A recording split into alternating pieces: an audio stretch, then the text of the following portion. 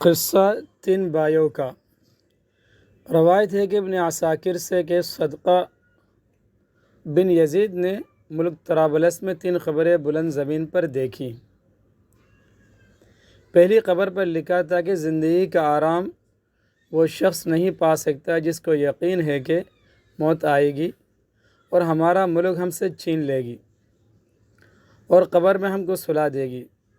دوسری قبر پر لکھا تھا کہ زندگی کا آرام وہ نہیں پا سکتا جس کو یقین ہے کہ ذرہ ذرہ کا سوال ہوگا اور اپنے کیے کا بدلہ پائے گا۔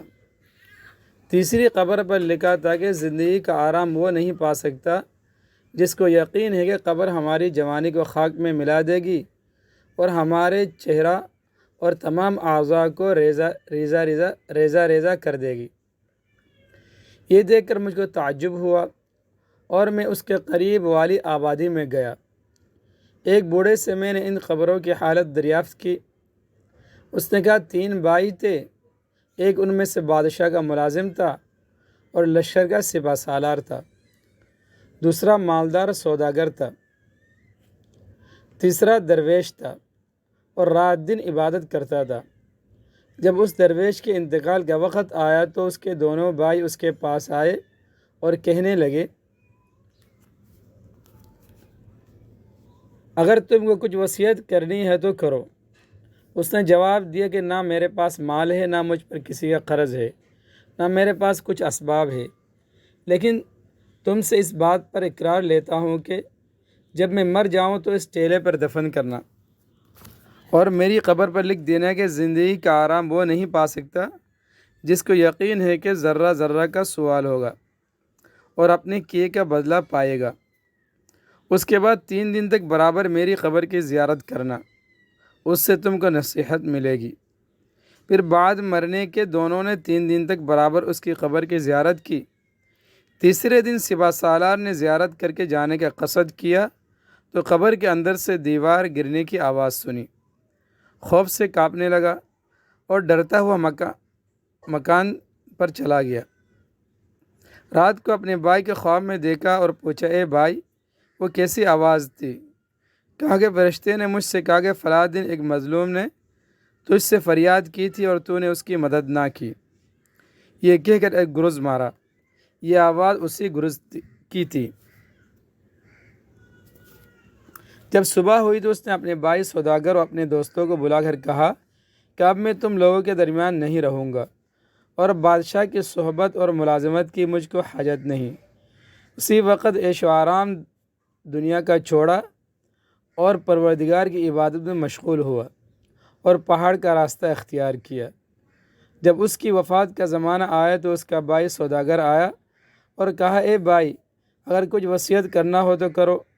اس نے جواب دیا کہ میرے پاس نہ مال ہے، نہ مجھ پر کسی کا قرض ہے، لیکن میں تم سے اقرار لیتا ہوں کہ جب میں مر جاؤں تو میرے بھائی کی قبر کے پاس مجھ کو دفن کرنا اور میری قبر پر لکھ دینا کہ زندگی کا آرام وہ نہیں پا سکتا جس کو یقین ہے کہ موت آئے گی اور ہمارا ملک چھین لے گی اور ہم کو قبر میں سلا دے گی، اور 3 دن تک میری قبر کی زیارت کرنا۔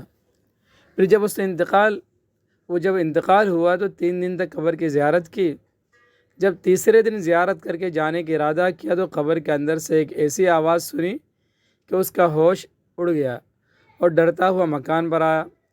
رات کو خواب میں اپنے بھائی کو دیکھا اور پوچھا کہ تمہارا کیا حال ہے؟ کہا اچھا ہوں، توبہ سے میرے سب گناہ معاف ہو گئے۔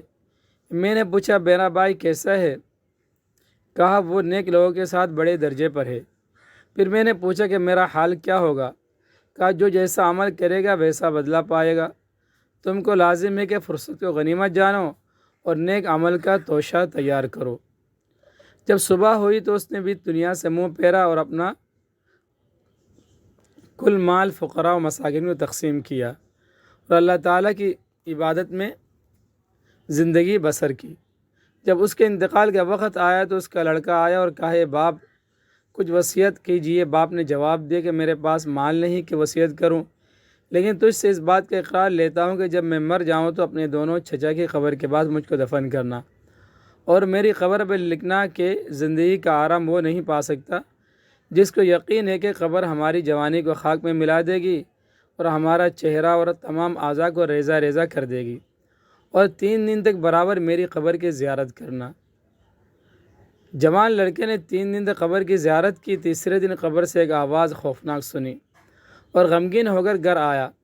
رات کو اپنے باپ کو خواب میں دیکھا۔ اس نے کہا کہ تو بھی جلد ہمارے پاس آئے گا، اپنے سفر کا سامان درست کر، اور جس گھر میں تجھ کو آنا ہے اس کے واسطے مستعد ہو جا، اور دنیا داروں کے مانند بے فکر نہ ہو کہ موت کے وقت تجھ کو افسوس اور شرمندگی ہو۔ جلدی کر اور جلدی کر اور جلدی کر۔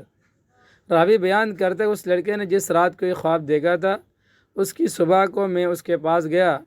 اس نے خواب کا حال مجھ سے بیان کیا اور کہا کہ میری زندگی کے 3 مہینے یا 3 دن باقی رہ گئے ہیں، کیونکہ باپ نے 3 بار مجھ سے تاکید کی۔